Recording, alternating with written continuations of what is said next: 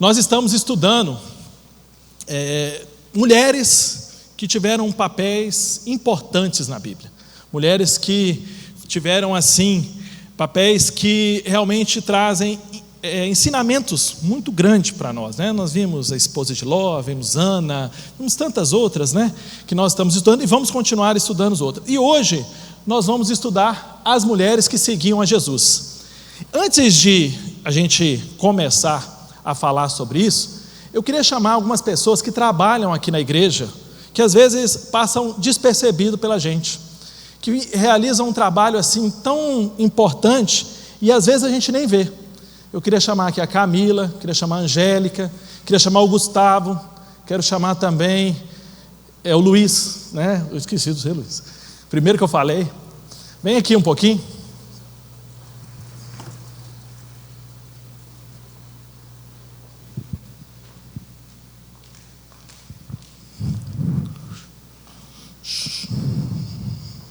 Ministro. São pessoas que às vezes a gente não vê trabalhando na igreja. O Gustavo, por exemplo, o Gustavo trabalha no som. Às vezes vocês nem vê, mas o Gustavo, ele está aqui cedinho. Que hora que você chegou aqui hoje, Gustavo? 8h15, por aí. Aí hoje chegou 8h15. Ele chegou para quê? Para preparar todo o som, para preparar os microfones, para ligar os equipamentos. Ele está aqui. Inclusive o Gustavo também trabalha no som dos adolescentes, né, Gustavo? Você está aqui toda sexta-feira, né? Toda sexta-feira. Toda sexta-feira, que horas? 5h30, por aí. 5h30. Ele vem aqui porque ele ajuda no ensaio dos adolescentes. Então ele está aqui fazendo um papel importante, porque quando os adolescentes chegam, ele já está preparado, o som está preparado ali para que eles possam ensaiar.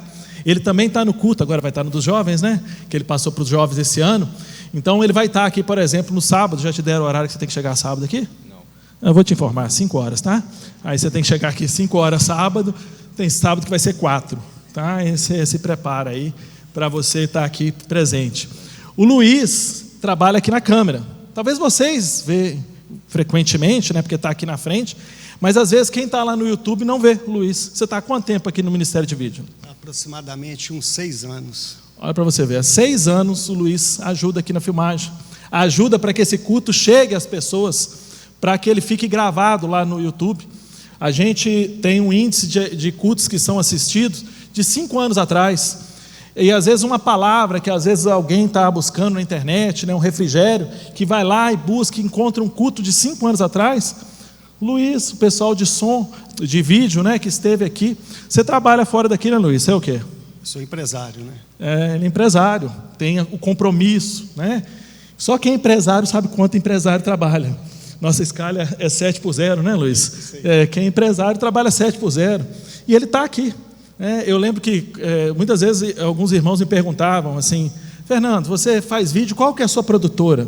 Eu falava, posto de gasolina, eu trabalho num posto de gasolina. E trabalho com vídeo. Nunca tive uma empresa, tudo. Então, quer dizer, é o trabalho do Luiz, que está lá refletindo, ecoando, né? E o Luiz representando todos aqui, né? Uma equipe grande. Angélica, você trabalha em qual departamento? Infantil. Ministério Infantil. Enquanto você está aqui, a Angélica está lá em cima, escondidinha, né? Você trabalha com criança de quantos anos, né? Várias salas, né? 2 anos. 2 anos. Ela está lá cuidando. Você é uma auxiliar de professora? Sim, auxiliar. A Angélica também. A Angélica, ela trabalha. Você trabalha com o que, Angélica? GHG Combustíveis. Trabalha comigo lá. E é também um trabalho, né? O Ministério Infantil, hoje, mais ou menos, deve ter umas 10, 15 pessoas lá trabalhando no Ministério, né? Nesse momento lá, cuidando dos filhos de muitos aqui, né? Trabalhando lá, fazendo esse trabalho silencioso, né? Quem é pai, às vezes, vai ver eles lá. Mas a maioria, que às vezes não tem filho no Ministério Infantil, nem consegue ver o trabalho que é realizado por eles lá, né? Camila, você trabalha onde? Eu trabalho como atalaia. Trabalha como atalaia na recepção. O que vocês fazem? Que hora que você chegou aqui hoje? Eu chego 8h30. 8h30. Vocês fazem o quê? A gente recebe vocês aqui na porta, entrega o boletim. Quando precisa chamar os pais, a gente que chama. Quando precisa também que está sujo ali, quem limpa lá? Somos nós. Quando dá um problema lá no banheiro, que cai um papel lá, quem vai ser chamado? Somos nós. Isso tudo a atalaia faz. Está ali na porta, recepcionando vocês, mas cuidando, né?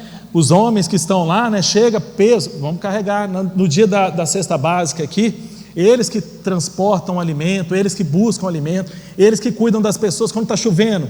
Você já chegou aqui na igreja chovendo? Alguém foi lá no seu carro com uma sombrinhazinha te buscar no carro para não chover em você? É o trabalho dos atalaias. Então, queria pedir, né, uma salva de palmas para eles aqui, representando todo mundo. Obrigado, gente. Deus abençoe. Bora que vocês precisam trabalhar, né? Vocês já estão enrolando demais aqui, daqui a pouco vão chamar a atenção de vocês. Gente, por que eu chamei essas pessoas? Primeiro, né, eu acho que é uma valorização desse importante trabalho que às vezes não é visto por nós. Um culto como esse, a gente tem praticamente aí entre 40 a 60 pessoas trabalhando nos bastidores. Claro que algumas aparecendo, né? A equipe de louvor está aqui na frente, vocês estão vendo a equipe de louvor trabalhando, né? As pessoas que estão às vezes aqui dando a aula, mas existe nos bastidores muitas pessoas trabalhando. E essas pessoas trabalhando, elas são muito importantes para o ministério, como essas mulheres que estavam ali junto com Jesus. Às vezes essas mulheres não são lembradas como os 12 discípulos, dos 12 apóstolos, né, que realizaram um trabalho ali tão importante né, até mesmo pela questão cultural, eles são mais lembrados. Mas essas mulheres também, como essas pessoas e tantas outras, né, que são uma representação, tantas outras exercem trabalhos importantíssimos para a obra do Senhor, para o reino de Deus, que nós às vezes nem vemos. Então, o que eu quero que a gente estude nessa manhã, olhando para essas mulheres? Ver que mesmo aquelas pessoas, mesmo aqueles personagens bíblicos, que não são assim às vezes tão citados nas Bíblias, às vezes não tão citados até pelos pregadores, né? São tão importantes para o andar do ministério. Essas mulheres foram importantes para o ministério de Jesus, elas trabalharam no ministério de Jesus, elas contribuíram financeiramente, muitas delas, elas estavam junto com Jesus ali no momento da crucificação, e elas foram abençoadas logo após, né, porque elas foram as primeiras a receber a maior notícia de todos, que é a ressurreição de Jesus. Então eu queria convidar você, para a gente começar a falar um pouquinho delas, que você abrisse a sua Bíblia aí, lá em Lucas 8.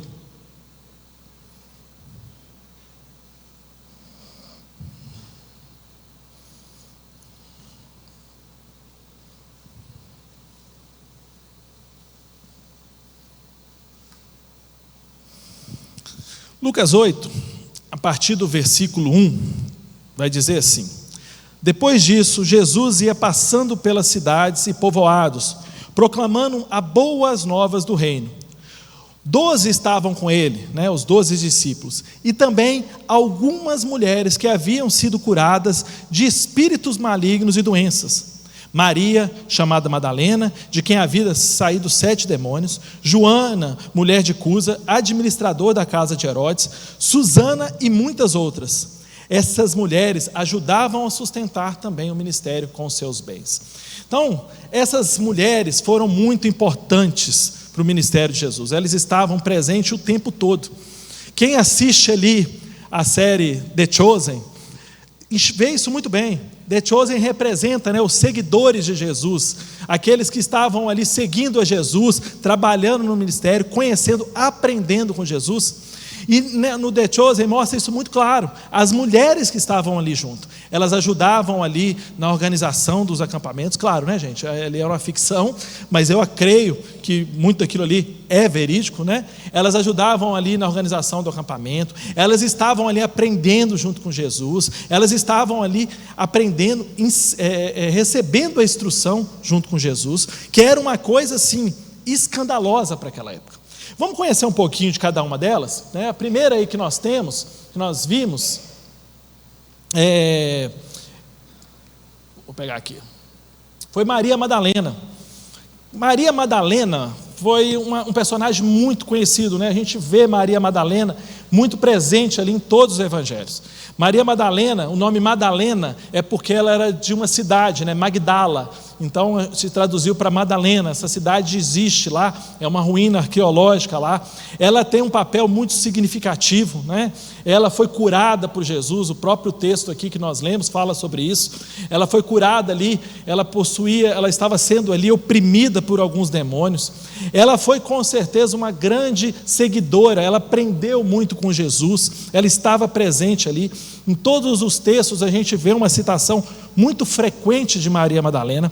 Ela foi testemunha da crucificação de Jesus, ela estava presente ali no momento da crucificação.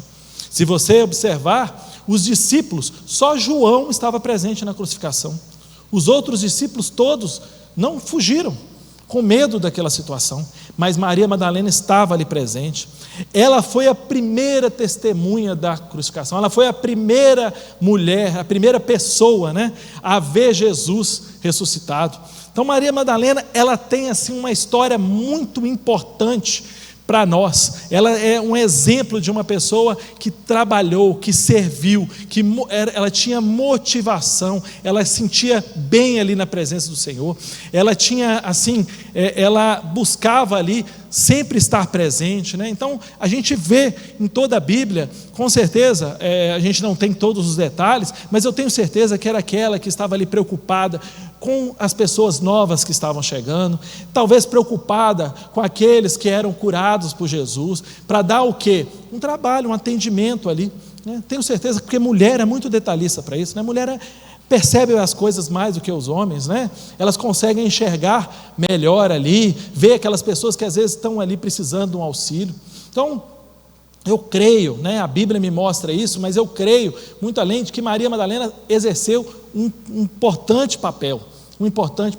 Existem algumas informações equivocadas, né? Que ela podia ser uma prostituta, que ela pode ser aquela mulher que enxugou os pés de Jesus. Não, Maria Madalena, o que a gente tem, o que Lucas fala, que algumas tradições confundiram isso, mas Maria Madalena ali foi muito importante. Outra mulher ali que foi citada também foi Joana. Joana era mulher de Cusa. Pela história, pela tradição, nós sabemos que era ali daqueles que cuidavam ali do castelo ali de Herodes, Antipas. Então era uma mulher nobre, uma mulher que possuía certos bens, porque mesmo sendo administradora ali do rei, era um cargo como se fosse hoje muito importante. Então a gente acredita ali, e a própria Bíblia fala que elas contribuíam. Então provavelmente Joana foi uma daquelas que contribuiu com o ministério, né? Ajudando com alimento, ajudando ali com recursos, para que pudesse manter o ministério. O ministério de Jesus era um ministério itinerante, né? Ele estava passando por diversas cidades, e ele precisava, eram 12 homens, mais Jesus, e mais uma multidão que a acompanhava. Eles precisavam o quê? De um amparo, eles precisavam de pessoas que se preocupassem com isso. Jesus estava ali ensinando, pregando, os discípulos aprendendo para poder levar aquele ensinamento à frente. Precisava de pessoas o quê? Na retaguarda, como nós vemos aqui, né? Pessoas que estão ali no momento que nós estamos aqui estudando, nós estamos aqui aprendendo, pessoas que estão cuidando dessa parte intermediária, né? Então era importante. Ela era apoiadora de Jesus, ela também esteve ali na ressurreição de Jesus. Outra mulher citada por Lucas, que nós vimos no texto aí, foi Susana. Susana, nós não temos muitas informações, mas acreditamos assim, né, que Susana foi citada por Lucas. Por quê? Porque Susana provavelmente era uma pessoa muito conhecida no meio ali cristão, né, nos seguidores de Jesus, porque o nome dela é citado, né? Se o nome dela é citado, era importante ali citar Susana, né? Com certeza pode ser que ela tenha sido uma figura discreta. E quantos que trabalham no ministério que são discretos? Quantos que estão ali empenhando, trabalhando duro, assim, anos e anos, e a gente às vezes nem sabe o nome. Então Lucas fez questão de chamar a atenção para o nome de Susana, para mostrar que todos são importantes no ministério, todos são importantes. Essas figuras, elas foram extremamente importantes, e elas são exemplo para nós. Elas foram motivadas ali a seguir a Jesus, e motivadas a entender que o seguir a Jesus não é somente você ouvir o que Jesus tem para falar. mas você também ajudar nesse ministério. Essa aula é muito mais do que somente uma aula, mas é um estímulo para você. Não sei, talvez você ainda não trabalha, não desempenha algum papel na igreja, se disponha, né? Se proponha a fazer isso. Então, a gente vê Lucas ali muito preocupado, mas todas essas mulheres foram tão importantes que elas foram citadas por todos os evangelistas, não somente por Lucas. Mas Lucas tinha uma preocupação especial, né? Lucas, ele cita ali Isabel, que era mãe de João Batista. Jesus vai citar ali Maria, vai ter registrado ali o canto de Maria. A gente vê ali a profetisa Ana, né? Lucas vai falar por várias vezes sobre as mulheres da Galileia. Então, Lucas vai ter um papel principal de mostrar isso numa época muito difícil, muito diferente dos nossos dias. Mulheres nessa época, elas não tinham vez. Muitos rabinos, ou a maioria deles, praticamente dentro do judaísmo ali, não existiam mulheres como discípulas de rabinos. Os rabinos não ensinavam a mulheres. Na verdade, na cultura, o homem nem dirigia muita palavra à mulher. Elas eram realmente muito excluídas. Existia talvez ali, na Grécia, alguns filósofos que aceitavam mulheres ainda como alunos. Então Jesus veio para quebrar esse paradigma. Jesus veio para mudar essa história, né? Muitas feministas às vezes gostam de criticar, né, o cristianismo, mas não enxergam isso. Jesus, numa época totalmente contrária às mulheres, ele resolve o quê? Trazer as mulheres para o seu ministério. Tem um comentário que eu trouxe do Greg Kinnear, que vai dizer isso aí. Vai dizer, a participação dessas mulheres na viagem com o grupo de Jesus seria considerada escandalosa. Isso é verdade. Jesus provavelmente foi criticado isso duramente por causa disso, porque mulheres participavam. Ao menos pelos oponentes deles, né? Pelo menos ali, pelos fariseus, com certeza eram criticados. Com exceção de algumas escolas filosóficas gregas, era muito raro o ensino às mulheres. Essa situação das mulheres estarem aprendendo os ensinamentos de Jesus, tão próximas quanto aos discípulos, incomodava as pessoas de fora, e muitos criticavam essa prática. Jesus veio para revolucionar essa situação. Jesus veio para mudar essa história.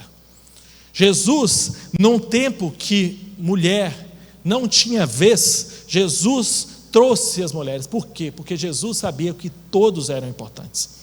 Há 2000 anos atrás, Jesus já estava mostrando que essa cultura era uma cultura errada. E glória a Deus, porque hoje nós temos a participação de mulheres, nós temos mulheres trabalhando aqui na igreja, às vezes nós temos até, não tem esse dado estatístico, né, mas acredito que nós tenhamos mais mulheres trabalhando no ministério hoje do que homens, pelo que a gente pode ver. As mulheres desempenham um papel muito importante. Então, Jesus resolve mudar essa história.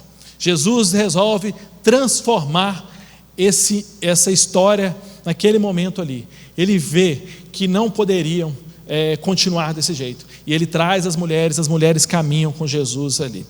Uma outra fator importante que nós podemos ver, primeiro, né, como eu falei, elas foram motivadas a estarem com Jesus, elas se sentiram bem em servir a Jesus, elas foram bem recebidas, elas foram bem acolhidas, então elas foram motivadas. Uma coisa importante para nós trabalhar é a motivação.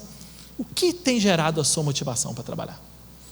O que é o seu motor de motivação para você estar trabalhando aqui? Se for somente vaidade, não, eu quero desempenhar um papel, né? Eu quero aparecer. Você vai descobrir que no ministério isso é difícil, porque a maioria das pessoas trabalham nos bastidores.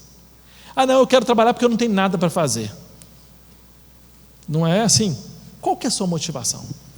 Qual que é a nossa verdadeira motivação de estarmos servindo aqui? Nossa verdadeira motivação tem que ser os ensinamentos de Jesus. Jesus nos chamou para servir.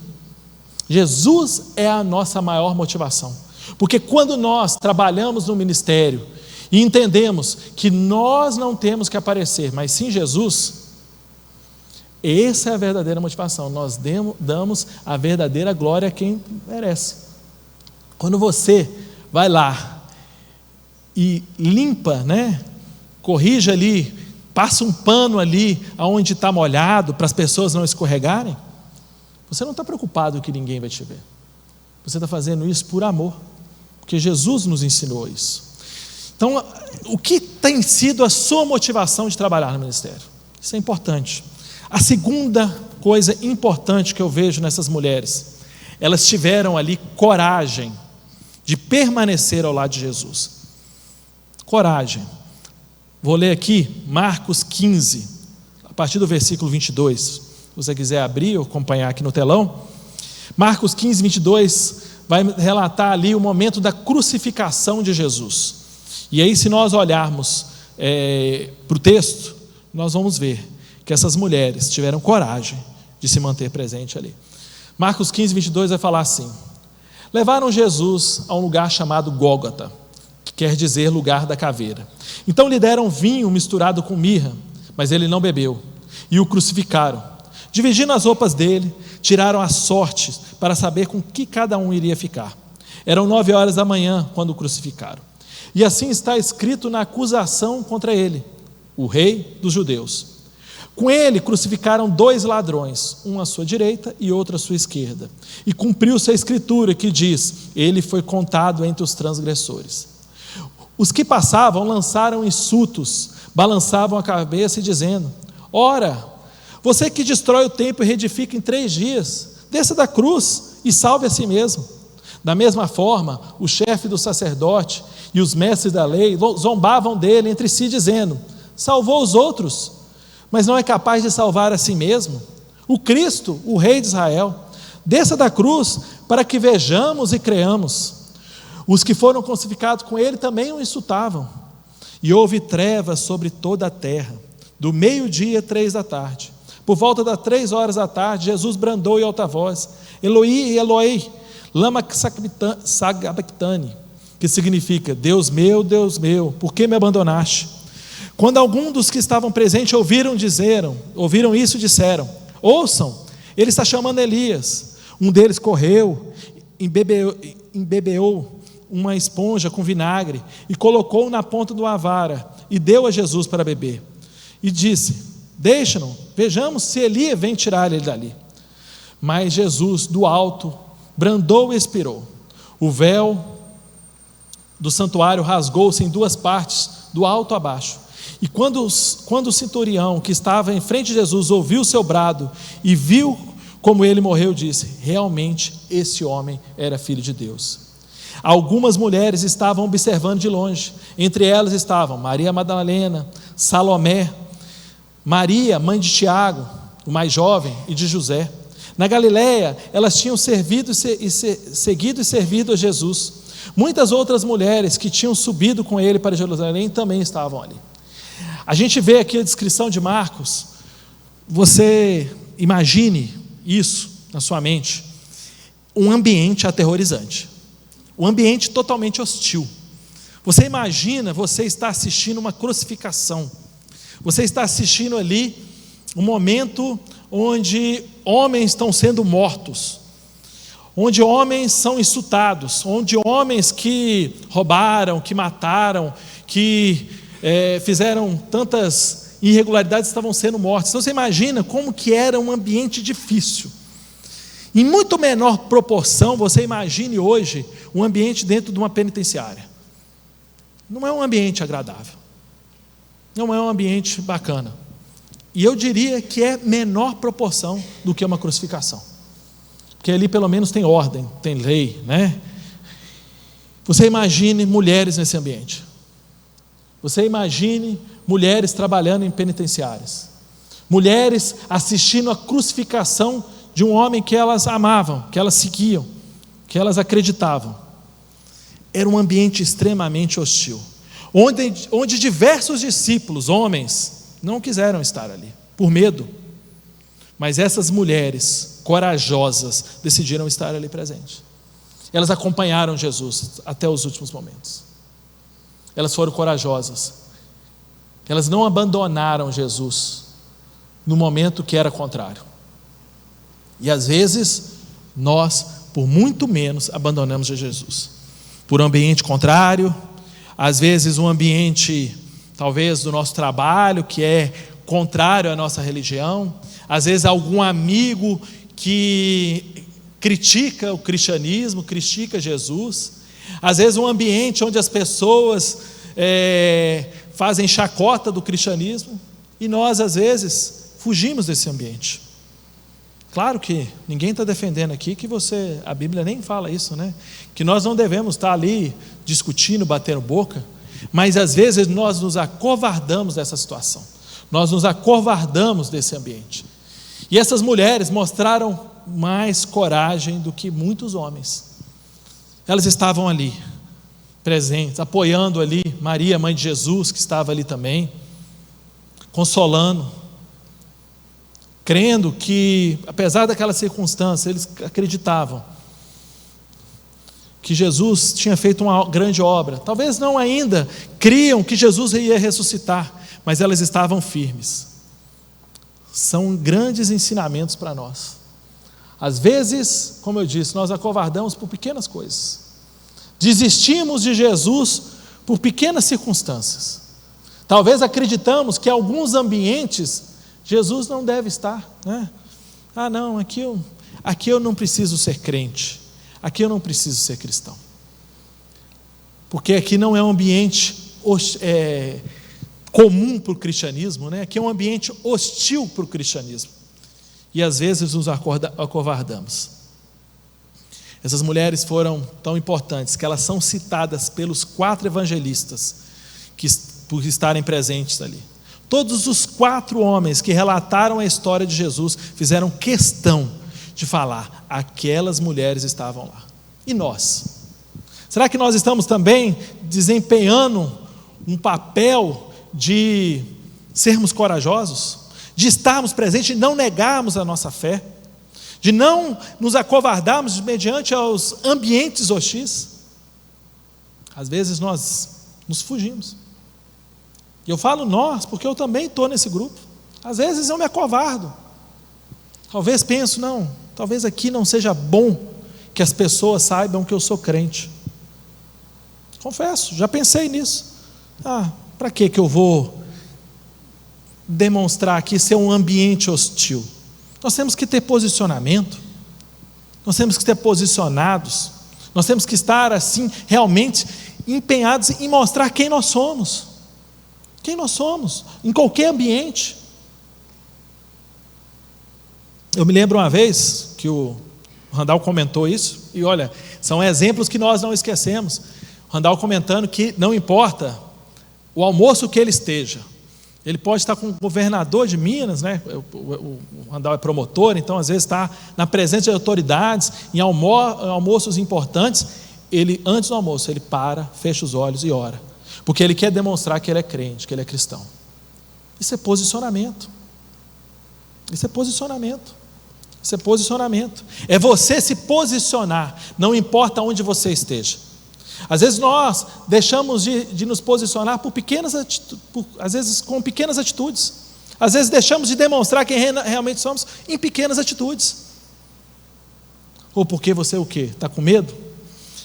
Eu trouxe aqui alguns exemplos de outras mulheres que foram importantes, mesmo depois da história de Madalena, né? Mesmo depois da história de Joana. Eu trouxe uma história aqui, não sei se você já ouviu falar, é uma história de 2 mulheres, no século III, por volta do ano 200 ali, que foram mártires cristãs, que tiveram coragem de se manterem ali, seguidores de Jesus, mesmo em um ambiente totalmente hostil. A história de Perpétua e Felicidade. Perpétua parece que não é nome, né? Mas é nome, tá? Perpétua é o nome e Felicidade é o nome. São 2 mulheres que viveram ali em Catargo, que é a região ali da Tunísia. Elas foram ali elas foram martirizadas, foram mortas, foram perseguidas. E conta a história, Perpétua era uma mulher nobre, uma mulher que possuía bens. Ela vivia na realeza ali de Cartago, e mesmo assim, ela teve coragem de se posicionar. O seu pai era comerciante, e pede a ela que abandone a fé, que ela deixe, que ela negue a Jesus, e ela vai dizer essa frase aí, que está logo abaixo aqui, Não posso ser chamada por outro nome, senão que sou cristã. O seu pai implora que ela negasse a Jesus, e ela diz isso para o seu pai: eu não posso ser chamada por outro nome, que não seja cristã. Ela vai morrer por isso. Ela tinha um filho pequeno. Nós cantamos aqui mais cedo, nós somos livres hoje, nós não passamos por isso, e por muito menos estamos negando nossa fé. Felicidade era uma serva de Perpétua que também decidiu seguir a Jesus, mesmo contrária, mesmo com a perseguição. Ambas são mortas na arena de gladiadores, são mortas por animais. E a história conta que mesmo elas sendo ali naquele momento, elas sendo jogadas ali para serem mortas, elas consolavam os outros que estavam ali. São mulheres que são lembradas até hoje, por isso que fizeram. Outra história que eu trouxe aqui, mais recente, já no século XX, é de Corrier de Bon. Se eu falei errado, me perdoe aí alguém. Era uma mulher holandesa, ela vivia na Holanda ali. A Holanda foi invadida pela Alemanha durante a Segunda Guerra Mundial, e ali começou uma grande perseguição contra os judeus. Ela e a sua família, o seu pai, a sua irmã, eles decidiram esconder alguns judeus, e eles fizeram isso por diversos anos. Eu assisti, por coincidência, essa semana um filme muito bom no Netflix, que chamou O Pianista, que mostra essa época. É uma outra história. Na Polônia, um pianista que era judeu foi perseguido, e ele ali é escondido de casa em casa, passa por campo de concentração, foi quase morto. Essa mulher, ela decide esconder alguns judeus ali na sua casa, junto com a sua família. Ela é delatada por algumas pessoas, alguns informantes. Ela é presa e é levada para um campo de concentração na Alemanha. Ela, o seu pai e sua irmã. O seu pai não vai resistir, vai morrer ali nos primeiros dias ali no campo de concentração. E mesmo assim, ela vai se manter firme. Ela e a irmã conseguem um exemplar da Bíblia. E na prisão, no campo de concentração, elas vão ensinar a Bíblia para os outros presos. Elas vão ensinar a Bíblia para os outros que estavam ali. A sua irmã fala uma frase que eu deixei aqui embaixo, A sua irmã vai dizer para ela, no momento que ela está aflita, ela vai dizer para a irmã, que não está aguentando mais. A irmã vai dizer para ela: há muito trabalho a fazer. Devemos contar às pessoas que não há buraco tão profundo onde o amor de Deus não possa chegar, avançar, alcançar. Não há buraco que a gente possa estar, que o amor de Deus não possa alcançar. Você imagina o buraco que essas mulheres estavam. Você imagina o buraco que elas estavam. Porque não era uma simples perseguição, um campo de concentração nazista. Se você não assistiu, assista alguns filmes sobre isso. Era terrível. E acredito que os filmes não possam, às vezes, mostrar o que realmente acontecia ali. Mas essas mulheres se mantiveram firmes, pregando o Evangelho. A sua irmã morre, ela é liberta por engano. A história conta que ela foi liberta por engano. Confundiram os nomes e ela é liberta. Nós sabemos que não. Ela foi liberta ali para contar essa história. Ela contou, escreveu livros sobre isso. Existe um filme também no YouTube sobre isso aqui, bem antigo, que conta essa história dessa mulher guerreira, que mesmo no buraco mais profundo, ela não deixou de negar Jesus. E nós? Às vezes nós só estamos num buraco rasinho ali, e não estamos, às vezes, testemunhando quem Jesus é. Outra mulher também corajosa dos nossos tempos, passa aí para mim, o Eduardo. O que acontece? Foi Elisabeth Elliot. Elisabeth foi uma missionária mais recente, ela morreu agora em 2015. A história de Elisabeth, ela já foi retratada, talvez você já tenha ouvido. Ela foi esposa de Jean Elliot. Ela era belga, mudou para os Estados Unidos. Eles vão ser missionários no Equador. Eles vão para o Equador ser missionários, e ali eles vão levar o Evangelho às tribos indígenas ali do Equador. Uma das tribos ali era uma tribo muito conhecida por ser violenta, que era a tribo Yorani. O seu marido vai com outros missionários fazer os primeiros contatos ali com essa tribo, e ele é morto. Ele é morto nessa tribo. Ele e os outros missionários. Eles matam eles. Mesmo assim, a sua esposa decide continuar ali. Ela continua com a sua família, com seus filhos pequenos, e ela decide que ela iria pregar o evangelho para essa tribo. 2 anos depois, ela vai viver ali no meio da tribo. Ela vai pregar o evangelho para aqueles homens que mataram, para aqueles assassinos que mataram seu esposo.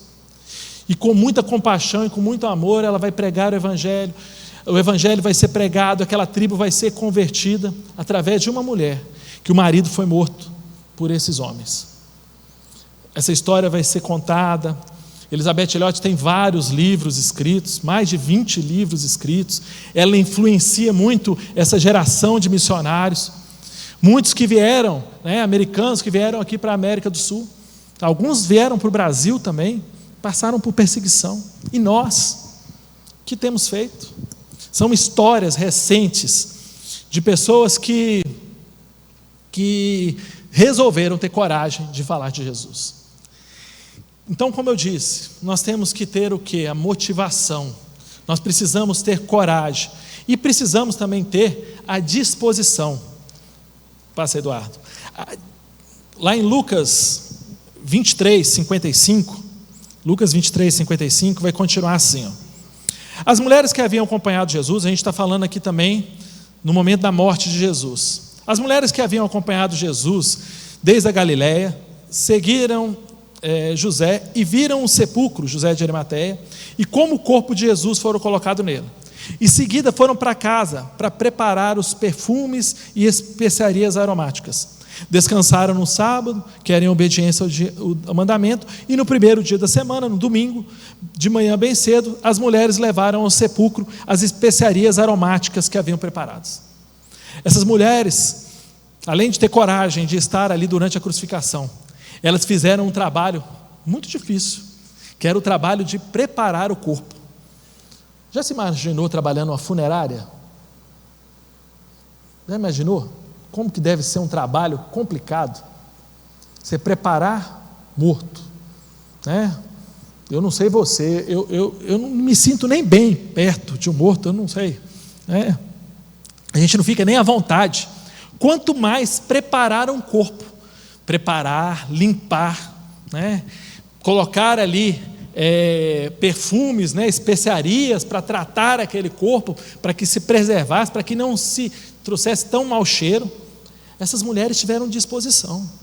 Elas fizeram um trabalho que muitos não querem fazer. E nós? Será que nós estamos colocando disposição para fazer o trabalho que ninguém quer fazer? Será que nós estamos buscando somente os trabalhos de destaque ou o trabalho que ninguém quer fazer? Qual que está sendo a nossa disposição para trabalhar? O que nós temos feito? Nós estamos escolhendo os nossos trabalhos? Nós queremos sempre o trabalho mais fácil, o trabalho que apresenta melhor resultado? Ou nós estamos dispostos a fazer aquilo que às vezes ninguém quer fazer? Eu me lembro, primeira vez que eu fui trabalhar em alguma coisa aqui na igreja, eu fui trabalhar num jantar de adolescentes, acho que era o jantar da amizade, fui trabalhar no jantar de adolescentes, de jovens e adolescentes ali da juventude, que a gente faz todo início de ano. A pastora Viva nos convidou para trabalhar ali, e o trabalho era para trabalhar na cozinha, E eu aqui não estou contando essa história nem por vanglória, falar, eu fui trabalhar na cozinha. Mas quando eu cheguei lá, eu não achei que o serviço era degradante, até porque eu já sabia que eu ia trabalhar na cozinha. Mas eu imaginei assim, por que precisa de mim aqui? Tem tanta gente. Estava eu, a Amanda, Sidney, Rossane, tinha um outro casal com a gente também. E eu pensava assim, gente, às vezes talvez eu estou fazendo um trabalho aqui, poderia estar em casa. Eu pensei isso, confesso a vocês, irmãos. Pensei assim, poxa, mas depois, anos depois, e com o aprendizado ali junto com a pastora Viva, a gente vai aprendendo que realmente você precisa se dispor o seu tempo para pequenas coisas, como também para grandes coisas. A questão de eu estar ali não era pelo tamanho do trabalho, da importância do trabalho, não era importante eu estar ali pelo que eu ia realizar, pelo meu papel que eu ia desempenhar. Eu não sei, assim, eu até cozinho mais ou menos, mas eu não sou um exímio cozinheiro. Ou eu sei arrumar uma travessa muito bem, mas sabe o que era mais importante para esse trabalho? A minha disposição de estar ali. Não era pelo trabalho, não era pelo que eu ia fazer, mas era pelo meu tempo. Era o tempo meu que eu estava ali me dispondo. A Viva queria me mostrar assim: você está disponível? Você tem se disponibilizado o seu tempo para estar ali? Às vezes, você pode achar que você está trabalhando em algo que você não precisava estar ali. Que às vezes, vamos dizer, um grupo de 5 pessoas resolviam, mas tem um grupo de 10. E você fala assim: mas 5 fariam esse trabalho tranquilamente. Mas você está mostrando ali também que eu estou disponível, eu posso ajudar, eu estou aqui, se precisar, vai ter um a mais. É assim que nós temos que trabalhar no trabalho dentro da igreja. Nos dispusermos a estar presente. Às vezes é o seu tempo. É você falar assim: eu tenho um tempo disponível para isso. Eu estou aqui disponível. Eu tenho aqui a disponibilidade para isso. Não importa o trabalho que for. Quando a gente quer trabalhar, quando a gente tem disponibilidade para trabalhar, não importa onde vai nos colocar. Eu tenho um curso superior, eu sou formado em pedagogia, então eu tinha que dar aula. Não. Você tem que dispor o seu tempo como auxiliar. Você tem que dispor o seu tempo como ajudante. Se você é capaz, com certeza você vai conseguir subir e crescer, né? Mas para Deus não existe tamanho, não existe para Deus. Ele olha o nosso coração. Não existe maior trabalho. Às vezes nós olhamos aqui para o pastor aqui na frente e acreditamos que num dia como esse, o galardão dele, que ele veio aqui trazer uma mensagem, vidas foram convertidas, às vezes o galardão dele encheu no céu, e às vezes Deus está olhando lá, aquele que está atravessando a pessoa lá na rua, e vendo o coração dele, a motivação dele, e ele está sendo muito mais valorizado por Deus. A disposição de estar presente, a disposição de fazer qualquer trabalho, esse que tem que ser o nosso papel na igreja. Nós temos que estarmos disponíveis para fazer o que for. Claro que, a gente fala de dons, de atribuição, é lógico que cada um vai estar direcionado, às vezes, para um trabalho onde ele tem maior afinidade, para onde ele tem maior conhecimento, para onde ele consegue exercer a melhor prática, mas sem dúvida nenhuma, você tem que se dispor para qualquer trabalho.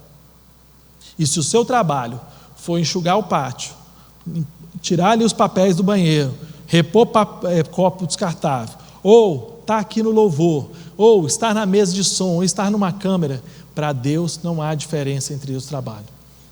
Para Deus não há distinção. E eu provo para você, continuando o texto aí, Lucas 24. No primeiro dia da semana, de manhã bem cedo, as mulheres levaram ao sepulcro as especiarias aromáticas que haviam preparado.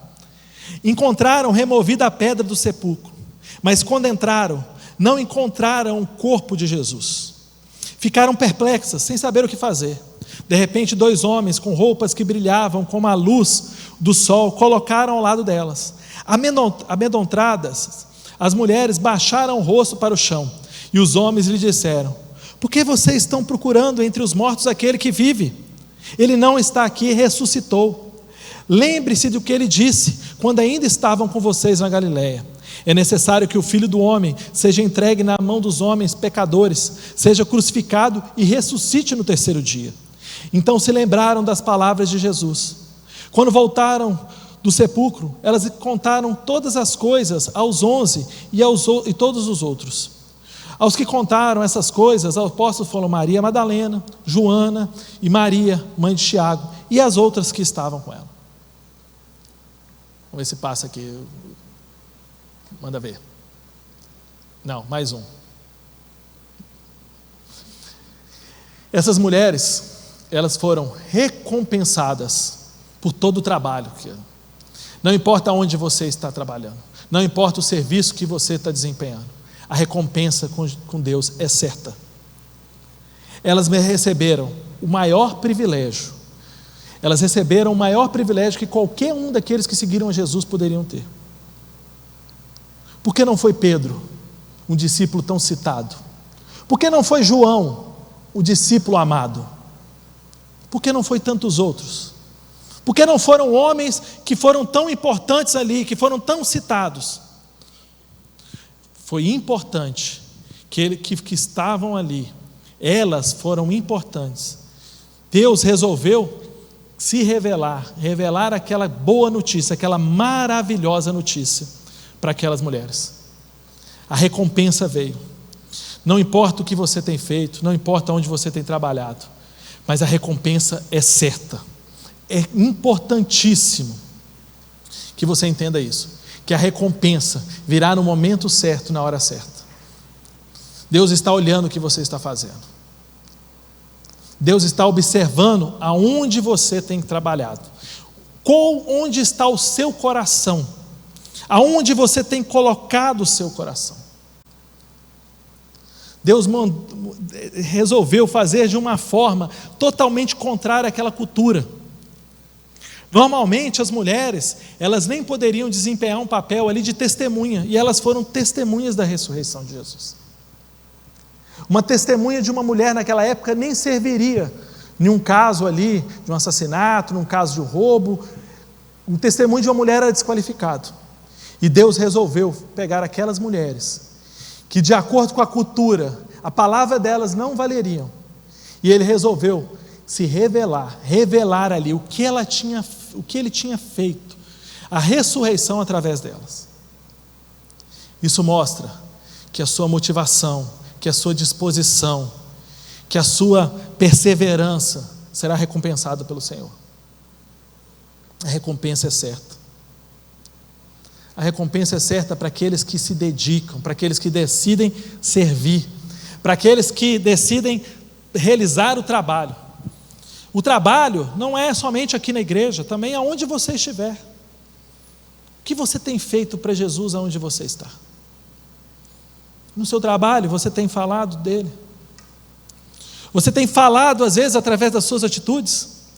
Porque às vezes nós achamos que falar de Jesus no nosso trabalho é somente pregar o Evangelho. Não, prega o Evangelho através de você.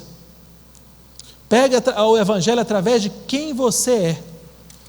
Mostre o que Deus fez na sua vida, o que Jesus fez no seu coração. Eu lembro uma história que o pastor Natalino contou aqui anos atrás, de um homem numa igreja, que ficava na porta. Ele era um morador de rua, e ele trazia muitos problemas na porta da igreja. Ele bebia, e às vezes ele vigiava os carros, os irmãos às vezes não davam dinheiro, ele queria agredir, ameaçava jogar pedra no carro. Ele era um problema na porta da igreja. Ele era um problema. E num determinado dia, o pastor pregando fez o apelo: entra esse morador de rua, entregando a vida a Jesus. E estava meio bêbado ali ainda, entrega a vida a Jesus. O pastor pergunta se ele quer realmente entregar a sua vida para Jesus. Ele ainda alcoolizado, ele fala que quer entregar a vida para Jesus. E eles oram, dão uma Bíblia para ele, ele vai embora. Ninguém leva aquilo muito a sério. Falou, deve ser mais uma loucura dele. Só que ele começou a mudar. Ele parou de ser agressivo, parou de beber. O pastor chegava na igreja, ele falava: pastor, não bebi, faz uma semana que eu não bebo. E o pastor começa a enxergar aquilo e fala: esse homem está diferente, eu vou ajudá-lo. Chama ele, fala: aqui, você está morando aí na rua? Tem um quartinho aqui na igreja, vou arrumar, nós vamos arrumar, quer morar aqui? E ele passa a morar nesse quartinho.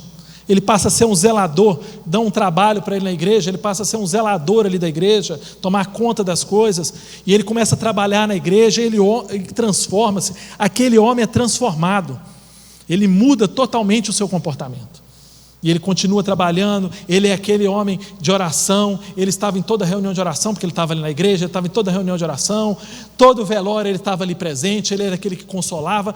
Há uma transformação que só Jesus pode fazer na vida das pessoas, e esse homem é transformado por inteiro. Outro dia o pastor está pregando na igreja, entra outro morador de rua bêbado dentro da igreja, gritando: eu quero ser igual fulano. E o pastor para o culto: vem cá, meu irmão, tal. O que você quer? Não, eu quero ser igual a fulano. Esqueci o nome do homem lá, o Zé. Eu quero ser igual o Zé. Eu quero o que o Zé tem. E o pastor fala com ele: O que o José tem é Jesus. Ele falou: eu não quero saber de Jesus, eu quero ser igual a José. Tem hora, meu irmão, que as pessoas não vão lembrar nem de Jesus, mas vão lembrar quem você é e o que você está fazendo na vida deles. No fim é Jesus. Lá na frente, esse homem converteu também e descobriu que foi Jesus que mudou a vida do José. Mas no princípio, ele só queria ter o que o José tinha. Se disponha a ser isso. Se disponha a ser a diferença onde você está vivendo. Essas mulheres não buscaram holofotes, não buscaram aparecer, elas sabiam que não poderiam aparecer. Elas não buscaram depois serem apóstolos, mas com certeza foram.